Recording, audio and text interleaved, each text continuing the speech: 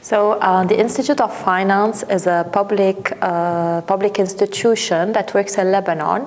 It provides specialized services of training and documentation to the Lebanese civil servant, but also to the Middle East and North African region.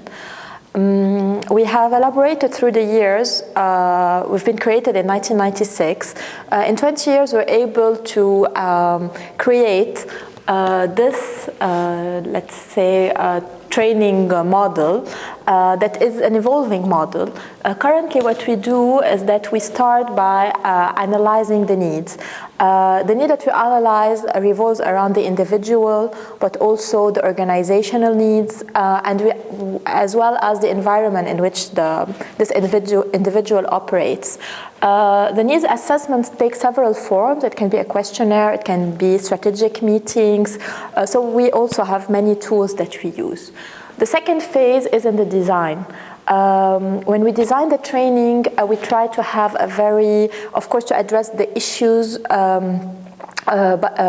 bringing together the technical side, but also the benchmarking part, the best practices, what's happening worldwide, to have eye-openers to participants, so they are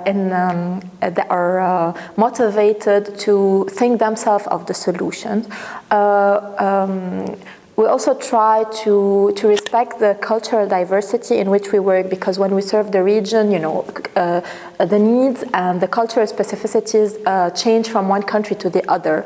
So we work closely with people in the country to try to understand the cultural specificities of each country. When we move to the implementation, our training programs are always designed to include a participatory approach, hands-on training, and to be solution-oriented. We bring people together to talk, reflect, exchange, and come up with the solution themselves, or at least, let's say, a way forward if there's no solution directly. And finally, and this has been added more recently, is to evaluate, of course, the course.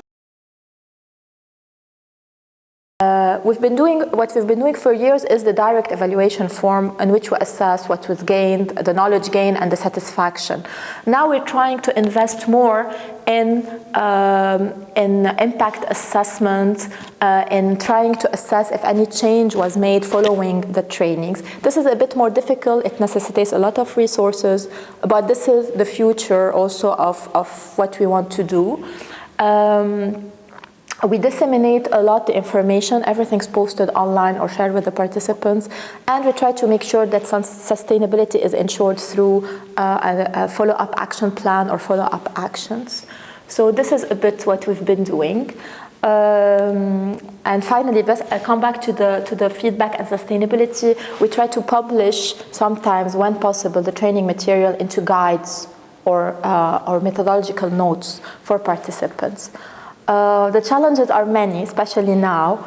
For Lebanon and for the region, though it changes, it varies from one country to the other, one of the biggest challenges is how do we train when we don't have competencies framework, when we don't have assessment from governance part of what are the needed skills in the coming years.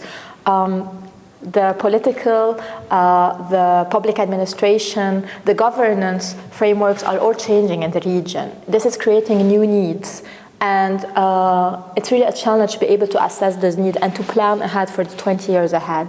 This is one of the main challenges. The second challenge is the uncertainty, the transition period, let's say, to operate in this conflict or fragile environments. This is a second challenge.